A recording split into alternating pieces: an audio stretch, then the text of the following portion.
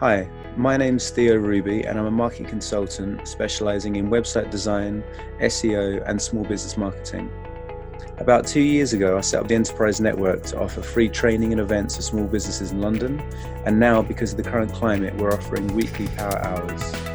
Every Friday we're going to target a particular challenge, and each week we'll have a small panel of experts who give insight and updates on how you can actually overcome these challenges. If you'd like to get involved, please register or email me at theo@theoruby.com, either as an attendee or if you'd like to join the panel. Thank you for watching. So yeah, welcome to the Power Hour. And basically we've had 5 questions submitted, and it's a case of just going through them, seeing what people think and maybe getting some of your feedback. And I've built a page on my website to go through all the answers. So maybe if I can start and then people can chip in as and when they see fit. And Theo, will you be recording this? I can do, yeah. Yeah, that'd be great. I've actually just finished editing the other video from last week. So I can share that with you as well. If you give me 2 seconds, I'm just going to share my screen. There you go. You should all be able to see the Zoom window now. Yes. So I've actually 5 questions. Firstly was looking at Zoom and video conferencing and just trying to find the best piece of software. And then we went on to look at email marketing and then content. Hold on, it's all here. So I found a really good resource that was comparing Zoom, Join Me, Skype, GoToMeeting, Appear, and Google Meet. Zoom's come out to be the most professional, and then Google Meet would be kind of the most accessible. So if you've got someone who's not tech savvy, Google Meet is something that they could single click, sign on, and have a video conference within like a minute or two. Has that replaced Google Hangouts, or is that? Yeah, so 2018, Google Hangouts became Google Meet and then Google Chat. So they've split it up into 2 separate kind of streams. Okay. But yeah, historically it was Google Hangouts. But I mean, to start with, you should ask yourself, why are you using the software? Are you planning to do like just one-to-one chats or like a larger group meeting? And also, do the people that you work with already have a system in place? So a lot of people use Skype. Some people use Microsoft Teams. So I mean, you don't want to push people away from software they already know if you're say working with 1 or 2 businesses in particular. And then also looking at, do you really need all the extra features? So Zoom comes with, I don't know, 50, 60 features, but most people wouldn't actually make use of most of them. So it's just going through there, explaining kind of the applications of each of them. And for me personally, I use a mix of Google Hangouts and Zoom. So Google Hangouts, again, would be kind of quick and dirty, just have like a 10-minute video call. And then Zoom is something a bit more professional.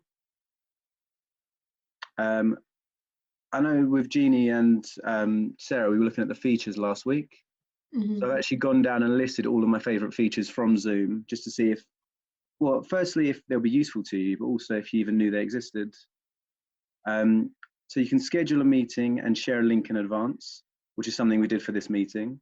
You can actually customize the meeting link as something Jeannie, I sent you the tips on how to do that. Yes. And then sync with Google Calendar, which means all of your kind of invites, conferences, meetings to Google Calendar, you can automatically create Zoom links for and just have them kind of together. You can create a waiting room. Like today, when I was sorting out my computer, you were all sitting in the waiting room rather than just jumping straight on the call. You can also set up a register page. So if you're looking for lead gen, if you're looking to build up a database, then you could use the register page to start collecting emails and start creating subscribers. Something else I'm going to look at is co-host. So if you wanted to share the presentation with someone, and maybe while I'm talking, they can do the annotations or the write-ups, you can kind of co-host with someone else. And then obviously, if you need to, you can remove participants. And then in terms of productivity, obviously we're doing the screen share for both hosts and participants. So any of you could now come and share your screen instead. We can record audio and video. There's also multi-track audio. So it can actually record each of our voices independently. And then we can I could mix in and out people's voices. Just to say if people were talking over each other, or if someone had a particular point you wanted to make stand out, you can actually just do that do that as standard with Zoom. You've got the whiteboard, screen annotation, chat, which we've used, file share, and then Facebook and YouTube Live. So you've got obviously the file share, Facebook Live and YouTube Live, which I've just set up on here. Whiteboards to annotate, and then polls. So you could do like a Q&A. You could ask someone, what are your favorite marketing tools, or what time of day is best to send an email? And you can have like a live poll on there. So yeah, out of the research, we really found that Zoom, Skype, and Meets stood out. But obviously you got my recommendations. So it's just really what you guys would use, and just maybe now to give a bit of your insight. So Sarah, how are you getting on with Zoom? You think you'll go ahead with it? Yeah, I really like Zoom actually, and I think it was particularly from last Friday, that was the first time I'd ever done a group meeting on Zoom, and since then I've probably done about 5 or 6. Really straightforward to host. I need to figure out some of the extra stuff like the meeting rooms and scheduling in advance, because at the moment I'm just sending links out last minute. But yeah, generally finding it a really accessible platform, and it's working pretty well for what I need it for. So I haven't tried any of the others. Yeah. Pardon? I just said I haven't tried any of the others. Yeah, I suggest looking just at Google Meet. That might be relevant for some people. Has anyone else got any input or anything else they've tried in the past? No, I mean, I've always been Skype. I've kind of, had Skype for forever and a day, and got used to this. But since everything has happened, I did Zoom a few times before we've had the recent problems and working from home. And since I've started using Zoom, I haven't even looked at Skype once. I'm stick with Zoom. I got to get my head around running a meeting and a web, because I do stuff at Chiswick Buzz, and he needs to help Hounslow Council run a webinar next week. We have Zoom, so this will be interesting, setting up something like that with Zoom. Might need some help, Theo, on that one. I think the one thing I've definitely learned from the past 2 meetings I've done with it is to do a quick test run using the same link beforehand. Because if you do customize your links, every one you set up is going to be configured slightly differently. So when you do it at Chiswick Buzz, just use the same link half an hour before, check the audio video settings, look at the meetings and stuff, and just give it a quick trial run. Okay. The customize the URL. Am I right? I mean, I went through it. I haven't actually. I had to run one with a new client the other day, and it's still only numbers. You can't actually call it a name. You can't actually name a Zoom using letters, can you? I think you have to pay extra for that. So you got the free account, which is free 1-to-1 and free up to 40 minutes for a group. But I bought a month's subscription to Zoom just to be able to try out all the features, and I still wasn't able to customize the link other than by having a set of numbers. Okay, I mean, I'm going to make a note. We can have a look at that and just find out if it's possible.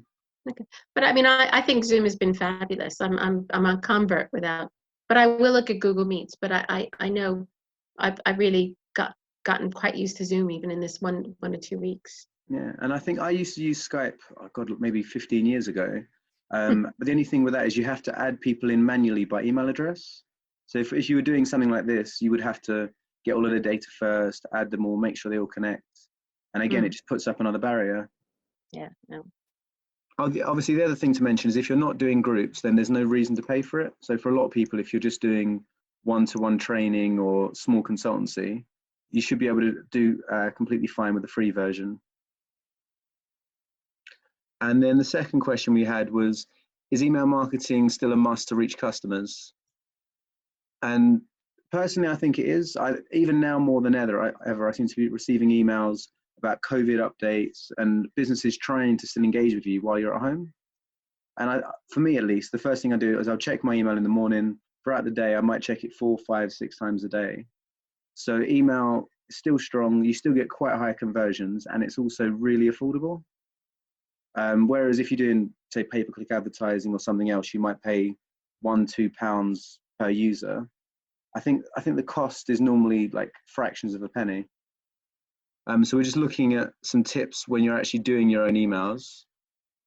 Obviously, start by having a personalized email address, so Theo @ rather than marketing @ or Genie at Think Genie rather than contact or sales at. To really look at the subject lines and make sure you take out any kind of American salesy exclamation marks and must buy nows, because they don't work anymore and you're more likely to get into spam. Also, limit color and images. We've done a lot of tests recently and found that plain text emails work better than even colored newsletters, branded, anything with a lot of photos and images looks like it's been made en masse. Whereas if you write a very short, simple email, a couple of hyperlinks, no images, it seems to get a much better conversion. I don't know if any of you would prefer newsletter style or if you like the plain text style. I don't use email marketing at all. And it's not to say that I couldn't in my industry. It's just, I never read email updates from people. When I join mailing lists, for me, I never read them. So I think because I'm not a great customer for like email lists, it's one kind of area of marketing which I have a lot of resistance. I find myself just thinking that I don't want to do it. So I've sort of stepped away from it. So I don't really have a huge amount to contribute when it comes to email marketing, I'd say. But a lot of stuff's interesting. What you say about simple text, I think that makes a lot of sense to me. Yeah, simple text definitely does work. I think during this time, we sent out an email from Chiswick Buzz yesterday, and we've had so far a 40% opening rate, which is huge. And I think we'll finish at about 55, 60. It went out to about 400 businesses locally. So I think it's an anomaly, but I think it's an anomaly for our time. People have time right now to read emails. So it's just something to bear in mind when we're in situations like this. Yes, I would agree with that. And I'm an email reader, so it depends. That the subject line is really powerful, because that will determine whether I actually open the email or not. And I think so for small businesses, a lot of them, you don't have to email thousands and thousands of people. If you have a core group of 100 to 200 people, and you make something that's personalized to them and you send them an email that actually will benefit them, makes a big difference. Some people just send a newsletter for the sake of it, but you really have to think about quality over quantity. You've got automated and trigger campaigns, so you can set up like fortnightly, or when someone opens an email to give another action. And all of these things can be done in software like MailerLite or ActiveCampaign. Right. There's actually a link here comparing. My two favorites would be MailerLite's kind of a free to cheap, and it's quite quick and easy. ActiveCampaign is more detailed. You get a lot more options. So basically you've got MailerLite for startups, ActiveCampaign for small businesses, and then Marketo or HubSpot for large companies. And something else, obviously, won't go into detail now, but GDPR is obviously a big thing since May 2018. So if you are starting your own email campaigns, just to really think about privacy policies, cookie banners, and making sure you follow all of the GDPR laws. Also, HubSpot have an amazing free CRM. Something different, we'll do a whole different topic on it. But if you are looking to build up a contact list, I'd suggest looking at HubSpot. And then the third question we had was, how do I create a professional email account, and should I? I know with Steve, we actually set up Steve at ISD Solutions. And I think for a lot of people, it's important to have something that builds trust, something that's professional, rather than having at Gmail, at Hotmail. You do need to have your website domain as the end of your email. Also, it's easy to remember, and it can stay with you. So if you go from Outlook to G Suite to your webmail, your professional email can move with you. I was looking at it, and then obviously you can use G Suite where there's a referral link, so you can get 20% off, which I think works out about £3 a month if you use this link here. Or you can use webmail, which is a little bit more complicated, but it's a free service. I don't know if any of you use something other than G Suite, Outlook, or webmail. I use G Suite, but it's done through my website, so through Squarespace. Mm-hmm. So Squarespace take the money, but I pay about £5 a month for mine, and it's my name and then at thebingeeatingtherapist.com. And do you get the aliases so you can have contact, marketing, sales at all for free? Well, I thought that I could, but then when I first set it up, I couldn't figure out how to do it. So I never did, but I think I do. Okay. I've done it for other people on Squarespace. I'm going to unmute Marva. 1 second, Marva. But I've done it for people on Squarespace and Wix. And it is worth paying G Suite separately because you can pay £3 instead of £5, and you get a lot more admin controls. So then you can have I have contact, sales, info, hello, and they're all included. Marva, I'm just going to unmute you now. Yeah, thanks. My website is hosted by Vistaprint. Mm-hmm. And my email, I've got an email extension with my website name, and I get all the extensions for emails. So info, Marva at, I get all of those included. Mm-hmm. And that's using webmail. And It's how working do you quite have to well pay for for that me. service, or? No, it's part of the package that I've got, which is I think I'm paying. It's about for hosting everything. I think it's about £20 a month, something like that. I mean, so the hosting that I do, which is not top end, but SiteGrounds is one of the better hosting providers, and that works out at about £3 a month, and then the G Suite is £3 a month. So it's, Wow. I mean, sometimes you have to just weigh up the pros and cons. But Yeah. I mean, if you are paying £20 a month, for me, that's it's a quite customer service. It is quite a lot, but what I really like about it is the customer service is brilliant. Hmm. If there's ever a problem, if I ever need to, because I created my site myself, Mm-hmm. and anything that's beyond my sort of technical abilities, they're really good. And they are sometimes in the middle of the night, I ring them up and there's somebody there answering the phone. And for me, at the moment anyway, while I'm learning, but I will certainly have a look at the other options, cheaper options for later on. Yeah, there's a big debate between kind of WordPress and then the kind of all-in-one builders. And that's something we're going to cover in another talk as well, is Wix, Squarespace, Weebly, Vistaprint. They are really good if you're setting up and you want to get a website done in over a few days and you don't have the knowledge, they're really helpful. But then if you're an established business and you want to have a lot more functionality, then something like WordPress or Drupal would be much more suitable. Also, I found an article just telling you more about G Suite and what these kind of professional email providers do. It'll be on the website, but I'll also add it into the chat now quickly. And it just gives you an overview of all the features and what you can actually do with G Suite. Obviously, how can you make your content work harder for you? So I don't know if any of you are actually writing content, or I know some of you said you weren't sending emails, but you might be doing social media content or kind of long form content. Yeah.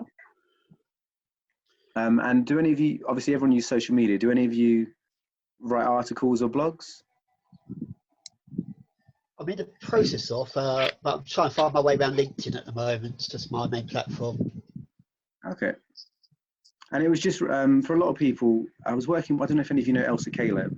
I was working with her to try and repurpose some content. So you'd create a video. From that video, you would then create the audio file and submit that as a podcast. And then you'd use kind of a write-up to create like a written guide. So you can see here, for example, I'm doing a live meeting on Zoom. Once that live meeting's been recorded, I then download that and create a highlights video using a software called Shotcut. So that's going to be snippets, maybe a third of the length, and just pick out the best bits. Right.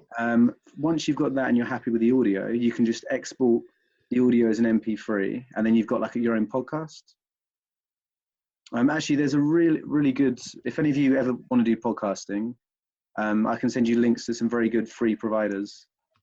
And then obviously, kind of the takeaways from the video, you can then turn into a cheat sheet. So it's more about finding the content that you've created and repurposing it. Whether it's putting it on social media, putting it on Google Business, adding it to a blogging site like medium.com, or splitting it up and send it out over other bits of social media in the future.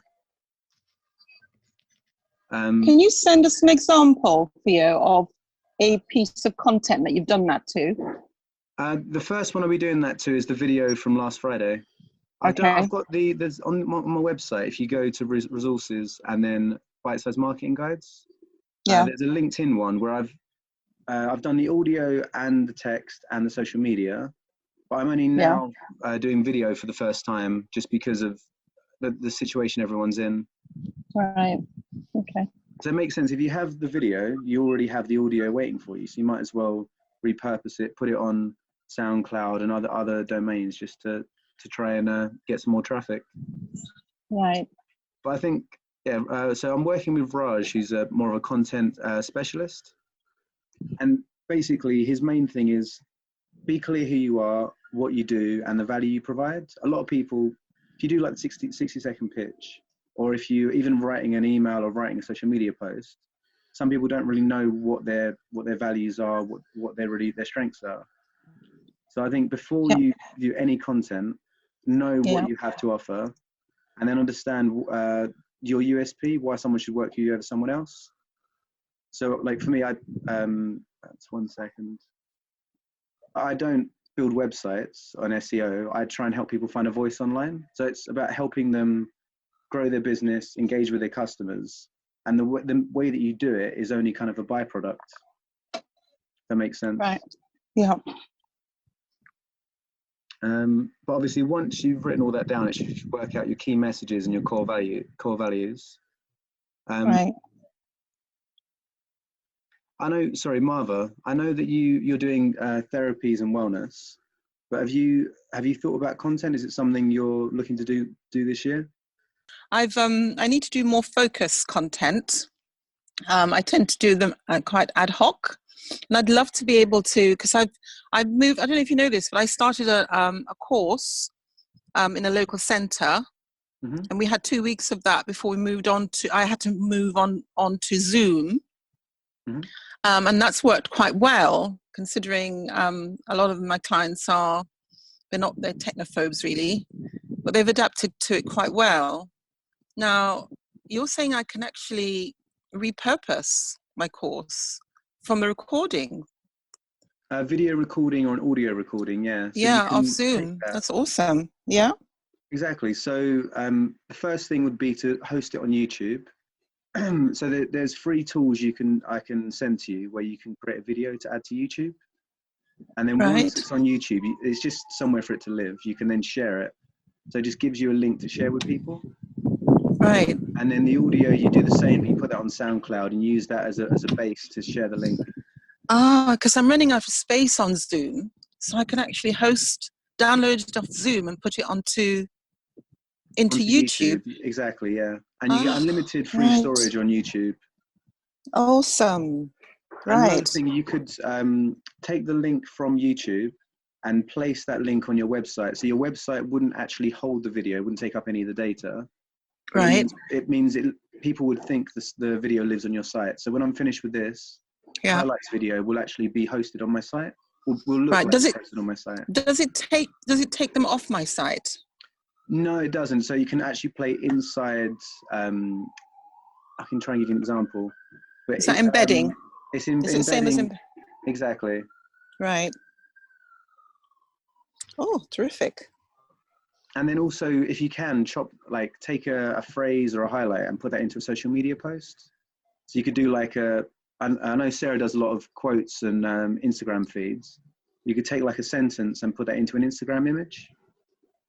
If there's something like a thought for the day or something really powerful from it. Right. It's no risk with YouTube. Sorry. Pardon? Don't YouTube sometimes put adverts on your feeds as well? If you embed it, it's not in the embedded one. It's only when you go back to YouTube. Okay. So, for example, Jeannie's website, when I was creating it, we hosted a video from YouTube, but you'll never see that on our homepage. It will just have the nice flowing video. Right. Is there any more? I mean, this is kind of a longer example. So these are all the possible things I thought of. Again, YouTube, SoundCloud, the cheat sheet, and then to create another piece of content and email that out. And then from there, you've got your social. Posting on Google Business is actually really important. A lot of people kind of forget, but at least once a month, you should be posting something on your Google Business account. And then, as we said, split up your content into shorter pieces, share that on your social media, And then if you're a little bit more advanced, looking to getting backlinks, one What? to 8, Was that? that's people linking to your content. So if I wrote a piece on goals for small business, I then got Right. someone else to link to me. So their site says, have a look at this article based on goals for small business, and they give a link to my site. And that's called a backlink because it links from someone else's site to your site. Right. And that's, I mean, maybe not as you're starting, but in the next year or two, that's a crucial part of being found online. Actually, just very quickly, if you can all, well, if anyone actually wants to do any SEO at any point, this website is free and it's incredible. So if you're looking to, you would type in your domain, put in your location, and it'll give you a full report of everything you can do to help people find your website. I might, I'll go into this quickly. And then the final question we had was looking at SEO, which is also related to this. So we look at SEO, and then if we have time, we can maybe put someone's website into Neil Patel. Sorry, just are any of you actually doing SEO at the moment? But yeah, No. What do you mean by doing? Making a conscious effort to update your keywords and your headings, and kind of look at things like Google Business, making sure you're updating it.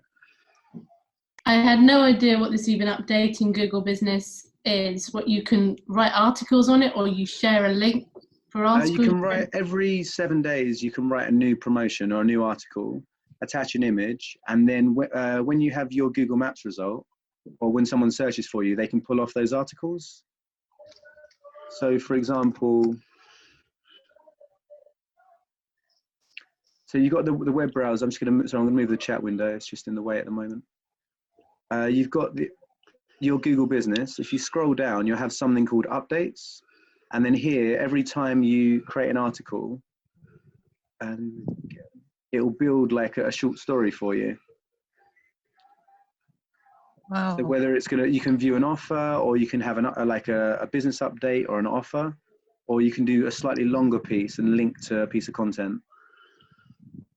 And this is all free to do, and it gives you, it helps with your keyword analysis, and it helps people to be able to find you when they're searching on Google. Right. So I need to have a Google Business account? Yeah, I mean, I was going to ask the same thing. You do, yeah. I mean, every company should have a Google Business account to create your maps result, to create your reviews. Right. So this would give you all the images you'd upload, all of your, whenever I work with someone, it's a good place to store reviews, to store images, and to build up like a portfolio of your work almost. Right.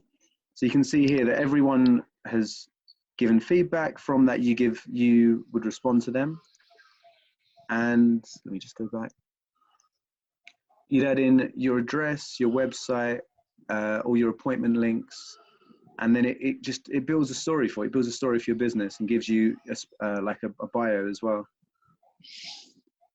Wow. Okay. See, I don't think I've got that bio. I think yours looks very different to mine. I set it up ages ago and just left it. You have to keep on I don't know, at least 4 times a year, keep on it. So it's kind of a habit to go back and to check it.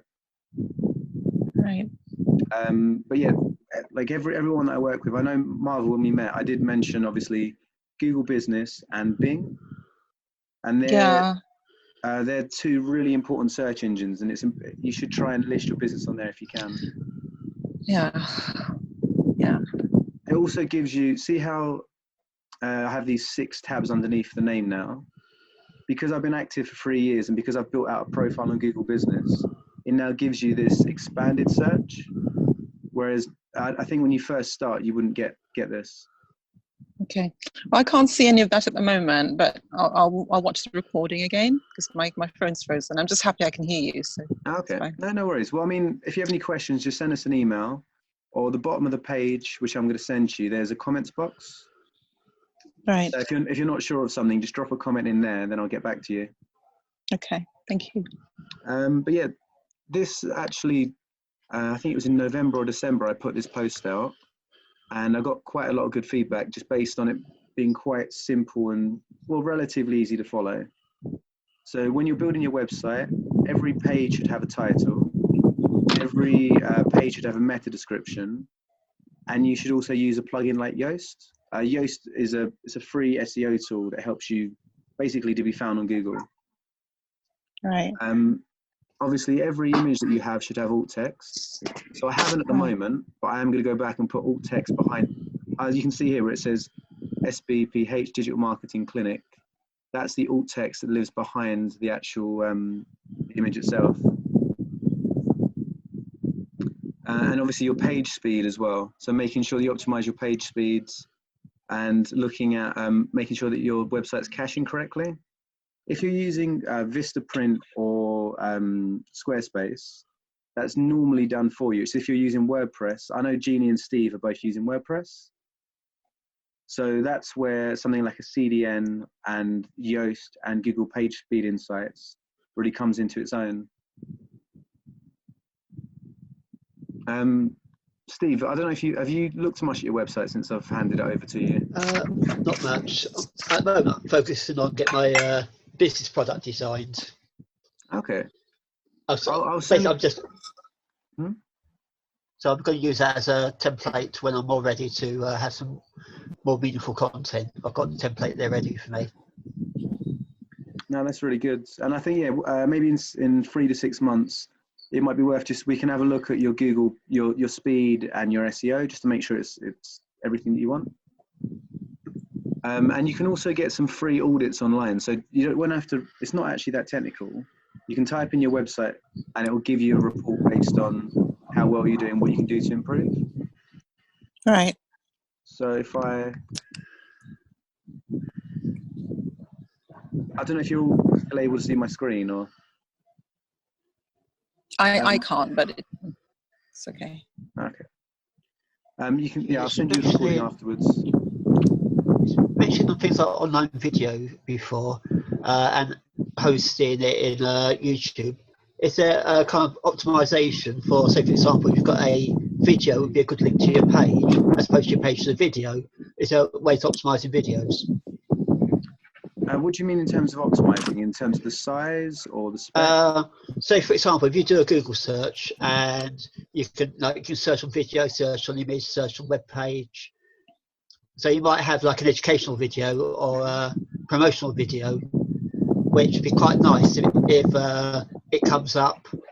Say, for example, you're doing like a online visibility, and you had a couple of videos around that it came up on the video search. That takes a while. So basically, the top 5 or 10 on YouTube would get ranked.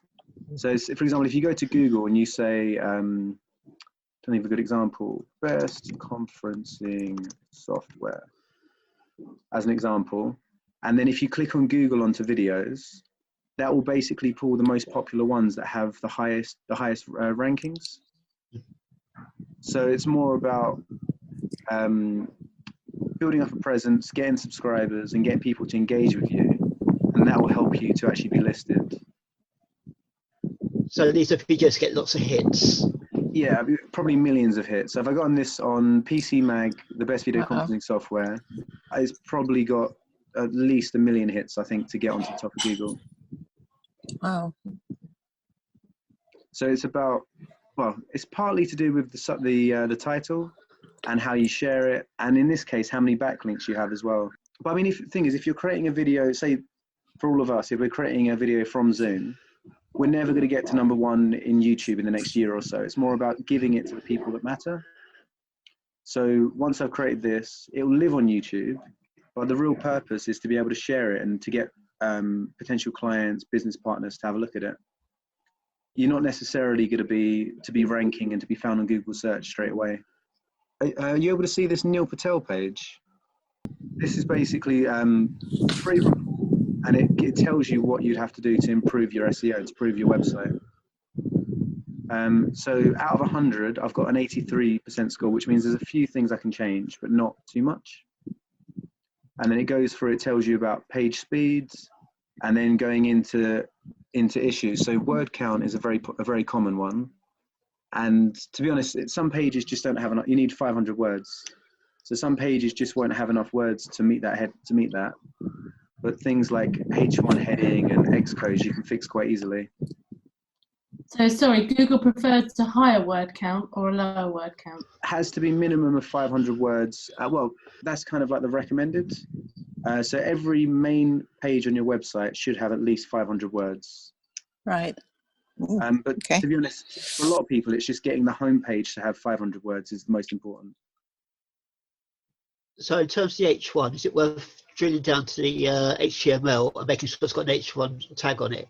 No, that's all done in WordPress for you. So when we looked at Elementor, Steve, there's a button in Elementor that can give a title a H1 element. So you would never have to touch the HTML. I won't show you now because some people aren't using Elementor, but if you want to find out how, I can send you a little video. Yeah, okay, so it's all automatic, so it doesn't have to be kind of boosted. Make sure you've got the right tags on the HTML lines in the background. No, it's again with your website, it'll be done for you. That's one benefit of WordPress, is that you have plugins and you have extensions that mean that you can. A lot of it's automated. A lot of it you don't have to really think or do the technical side of it. I think Squarespace has a very good SEO feature now as well. I've used it with a client where they have like a checklist and they go through 90% of what you may have on WordPress. Well, when you say it's good, it's already built in, or they just... Well, it's a checklist. So on Squarespace, you have, I believe it was marketing and then SEO is underneath marketing. And inside there, you have your checklist. And then it kind of tells you when you've met each criteria. So you would have to then go and make the changes to meet that criteria. And Marva, in response to your question about how much I pay, Yeah. I give Squarespace per year, I give them £273. And that includes 3 domain names though, because they kept changing. Oh. One of them I'm going to let run out, and I think that'll be 30 quid off that. The other 2 domain names I'm going to keep. So that's the yearly cost. Right. And I think if any of you are interested, with WordPress, it would be £60 per year and then £6.50 per domain. So you could use something like Namecheap or another domain provider to buy your domain, and then SiteGround hosting would be £60 per year. Okay. But I think, again, when you're starting out the first couple of years, I do see the benefit of Squarespace, whereas before I was focusing purely on WordPress. But I think for some people, I think Squarespace might be a good option. For someone like me who just doesn't understand any of this stuff, and I knew I could buy domain names elsewhere and transfer them across, but even that at the time just felt like a thing that I didn't have the brain space for. So everything was there. So I've actually been pretty happy with them on the whole. I know I pay a bit more than a lot of other places, but they're working for me at the moment. And so how easy is it? How easy is it to migrate across? You know, like was that Sarah talking? Was that you, Sarah? Yeah, that's right. I didn't migrate okay. anything across. I just built it from scratch in Squarespace, so I don't know how to move stuff. Yeah. So I'm asking Theo, how easy would it be for Sarah, for me, for instance, if I wanted to migrate from Vistaprint to Squarespace or anywhere else? If it's a case of going to WordPress, then you probably have to copy and paste over the text and the images. You can pay for some tools. So if you wanted to go from one builder to another specific builder, you could probably pay for a tool that would convert it. But normally I'd say just rebuild it by copying and pasting. If you've got less than 20 pages, it's probably a better option. Right. And Marva, if customer service is a big one for you, Squarespace don't offer any telephone support. It's all text, which is a shame because it's really nice to talk to people. So that's something that you really value. Just bear that in mind. Sure, I'll have a good think about it. Yeah, I mean, with WordPress, it's open source. So basically, you pay a hosting provider and they can deal with your technical bits. But in terms of the design and the functionality, it's kind of your responsibility. So yeah, if you're not sure and you don't want to hire a designer, then Vistaprint might be a good solution just for now, basically. Yeah. I mean, for me, I offer kind of packages. Someone might pay £100 a year, and that would include their hosting and their maintenance. So at least they know for, about £100, they're covered for an entire year. So in terms of being covered, is that SEO covered? And No, that's just if anything fails. So that's if you find a bug on your site. SEO is like an ongoing thing. So you could either on a monthly or quarterly basis, you should be updating your SEO. right. And that's even no matter what builder you're using, your SEO is a bit independent. So your SEO would be the titles of your pages, the content and the keywords that are on your pages. There's a lot, obviously, with SEO is quite a broad topic, and there's a lot of different factors that go into it. I think to simplify it, you should use, as I said, something like neilpatel.com will just give you the basics. And then if you're covering the basics, you're doing more than most people, because it's quite an intensive topic. When you do maintenance, Theo, when you mentioned that £100 package, do you mean like you'll update the apps and things like that in the back end and update? Is that included? Yeah, so that's updating the plugins and just making sure everything that's already there is working correctly. Okay. It wouldn't be building a new page or doing an extra design work. No, but it's all the back end stuff and things. Exactly, like that. yeah. So that would be looking at your plugins, looking at your CDN, and making sure all the parts of your site are connected and working properly. Yeah, would that include the, because well, I'll talk to you separately. I'm getting spammed like mad with using my inquiry form. Yeah, My inquiry form. I just did a reCAPTCHA for someone, so you can set up something called a reCAPTCHA. You know, the Google symbols. Okay, yeah, because it's driving me mad. I get one a day, 2 a day. It's driving me crazy. Unfortunately, even with the reCAPTCHA and security, you will still get some. There's a plugin. Actually, I'll write these down now. Okay. Just so people know. So there's, 1 second. So this reCAPTCHA is the first one you should look at.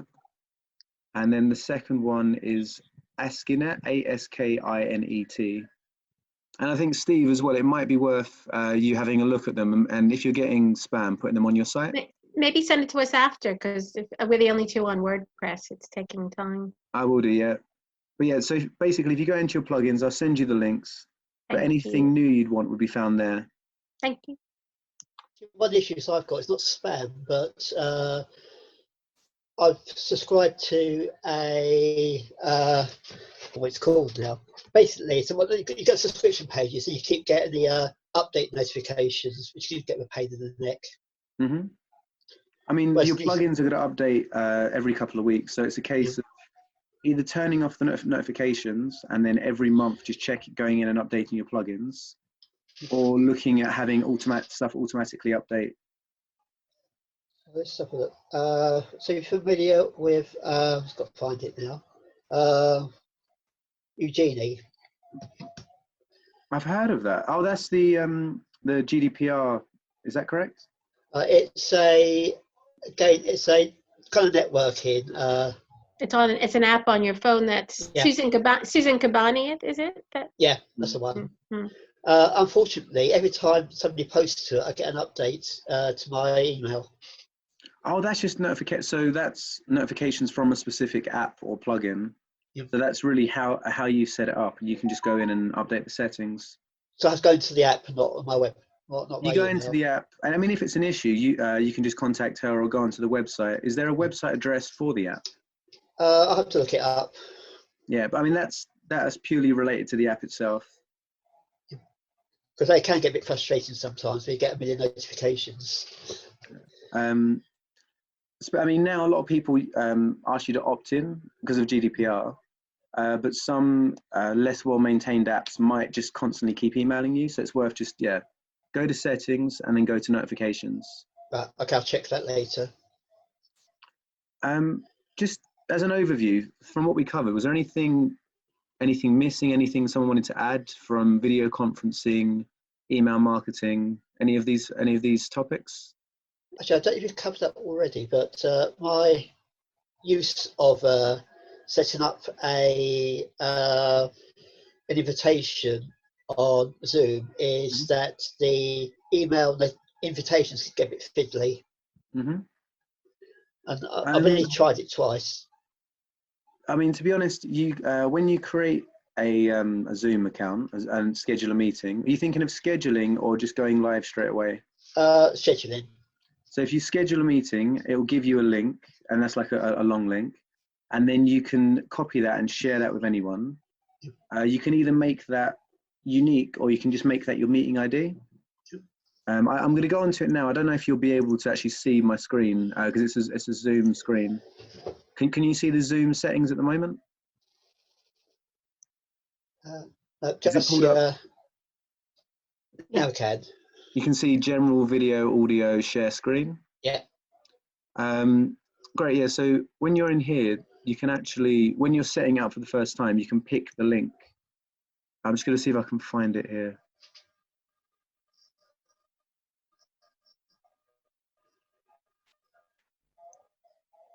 I think as I'm currently in a meeting, it's not giving me that option. But as I was saying with Jeannie, you can personalize the link, but we don't believe you can have words. It can only be in numbers. Well, I've got the hang of it now, but it was a bit fiddly the first time I did it. And I think that the reason earlier on I had a normal Zoom link and then a secondary link I had for this meeting. And I think if you're starting out, it might be worth just keeping it as one single link. So so it's, if you can see, my ID is 953-079-3693, and that would be the end of the link for every single meeting. In other words, if you've covered it, are there any video conferencing where you're doing just a very occasional, more than 40 minutes, and there's a pay-as-you-go extended conference? Is that one-to-one or one-to-many? One-to-many. With Google Meet, I think you can do up to, I need to check actually. I believe it's either 10 or 30 people. And that would be kind of my go-to suggestion. Let me just see. I believe it's up to 100 people. So they've now expanded it so they can cover 100 people at once. I believe for this you would have to have your G Suite account, but I set you up on that, didn't I? So you've got your G Suite account. I've got that, yeah. So yeah, you should be covered. I'm just going to put this link in the chat just so you can go through it when we finish the call. Okay. The reason I asked that is in a couple of weeks' time I'm hosting a equivalent of a pub quiz, or it's actually the Trade Union Club quiz. And obviously I don't want to do the pay for the pro version, or something I'm going to do very rarely. Mm-hmm. Yeah, no, I think that'll make sense. I used Google Meet with a friend last week, and the video is not quite as good. It's not quite as well polished as Zoom, but for something like a pub quiz, I think it'd be perfect. Yeah. But the other thing, the workaround is just set up, say, 2 or 3 40-minute sessions, and just switch to each one after 40 minutes have gone. Yeah, I'll just do like a half an hour, maybe half an hour, because people like to talk afterwards and before. Yeah. Half-hour session, and swap to the next one. And come back in 15 minutes. Exactly. I mean, you said it's just a one-off. You're not going to be doing this on a regular basis. Probably maybe around June, July. If that face-to-face training is still not going to be an option, then I may have to look at doing one-day training courses on Zoom, which would be a challenge, particularly if there's dropout issues, and if participants get dropout issues. No, that makes sense. Did you have any other questions? Obviously, I know that you missed the first part, and I can go back in detail with that with you afterwards. But apart from the first section, do you have any other questions or ideas? Not at this stage. Sorry. Go ahead, sir. Actually, what we could do is say each week is have say 10 minutes of matters arising from the week before. So if it'd be worth revisiting. Yeah, no, I'm making that's a good idea. Just if anyone has any questions, it might help other people as well. Theo, all I was going to say is that each one of these was a really meaty topic, and I think, like, I'm a little bit not overwhelmed, but I need to see your notes, and I need to see the things afterwards to see everything. I almost think you could limited to 2 meaty questions or whatever, because I think there's enough, on the topics are all really good topics. So I just, this is great. So definitely that's not the issue, but I think it was a lot. Yeah, I mean, I'm going to send you just now so you have the write-up, so you have all of the text. Mhm. But I agree, like, we had, I think it was like over 20 questions submitted. And from those, these were the 5 that I thought would be the most helpful to the most people. They mean, they were all helpful. Yeah, we could do a whole webinar and only touch the surface of SEO. Is there one in particular you think would be good for a follow-up apart from that? I actually think almost all of those topics were good. I mean, it's obviously video conferencing is very hot right now for the obvious reasons. So I actually think it was really interesting that there's so many options out there, and the fact that you talk about Google Hangouts. And I would love to see something where we almost had like a 5-minute demo of each, like the top 3 or something that you're recommending, and just the differences between them. It's great to see that there's 6 or 7 or whatever, but there's 3 that came out the highest, which is, the Zoom, maybe Skype, and then Google Hangouts, and then just even spend 5 minutes with you going through just the bits in there. I would find that really interesting. No, that's good. And one thing I did mention, obviously it plugs in with your G Suite.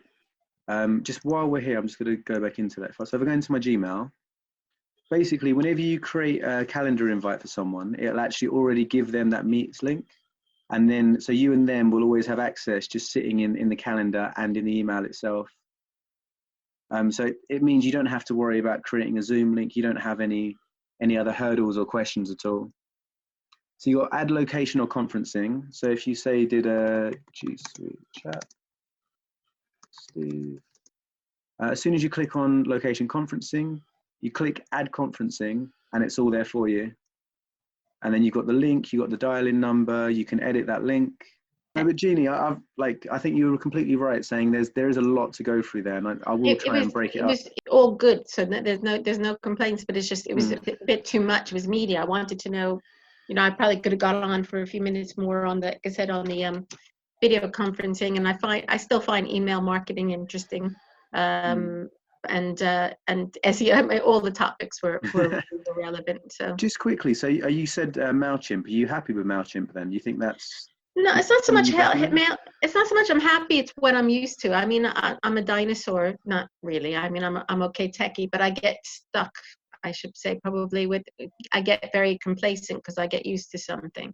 But I have had to get to know Active Campaign, because Chizzy Buzz uses Active Campaign, and I'm doing their, I've had to do a lot of their newsletters for the businesses.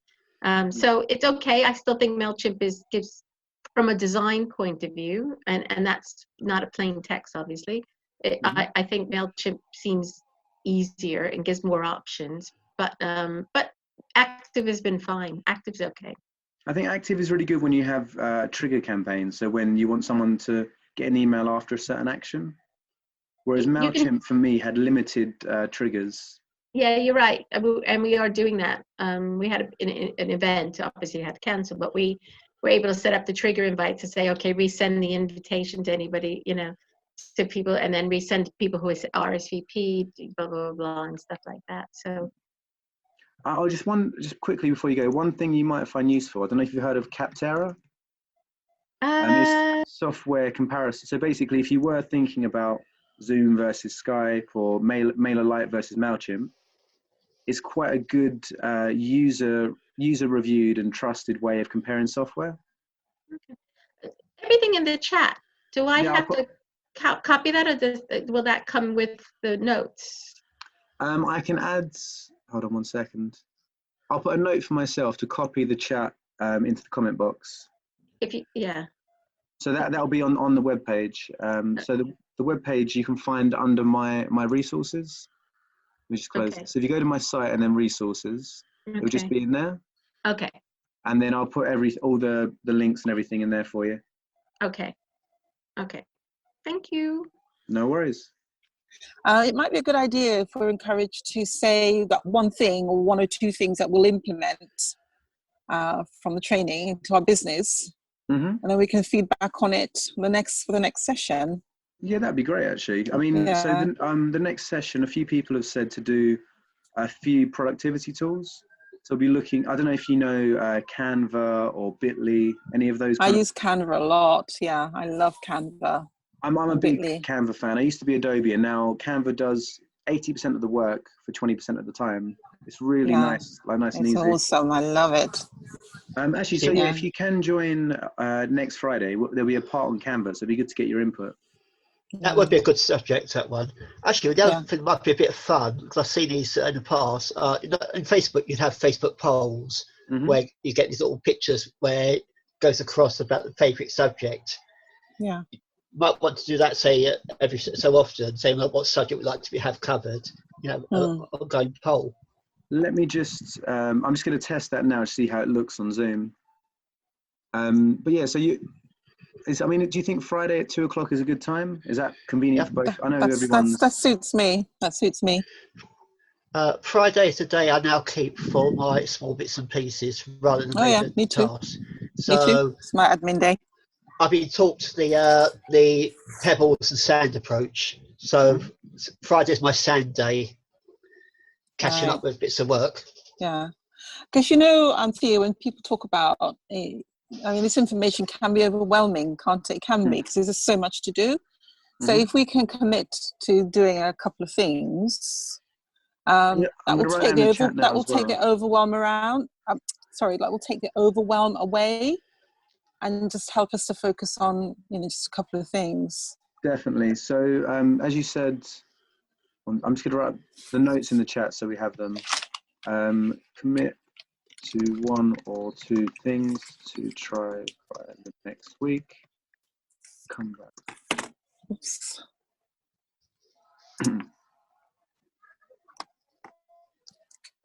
So are we finishing up now?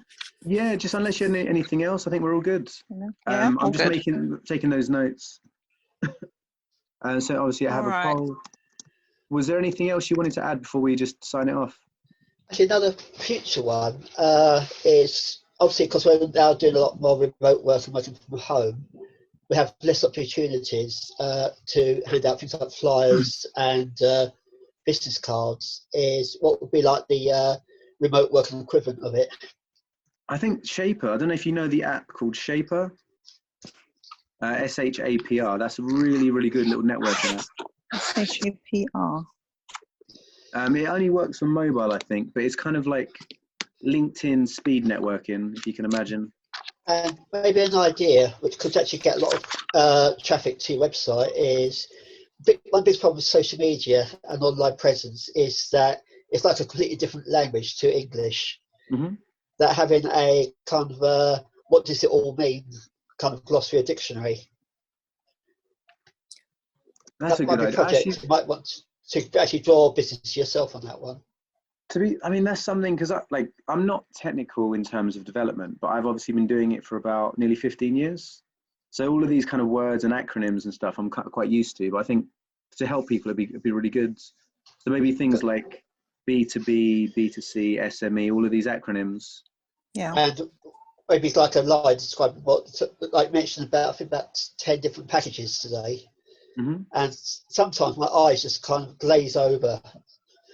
Yeah, I think it's a learning curve. Like once you, for a lot of people, once you look at the package, use it for an hour, like Canva, for example. Canva can seem really overwhelming. I'm sure Marva's now confident to like jump in and just start creating design work with it. Oh, I love it. Bye. Cheers. See ya. Bye. Bye-bye, Steve. See you Bye-bye. later.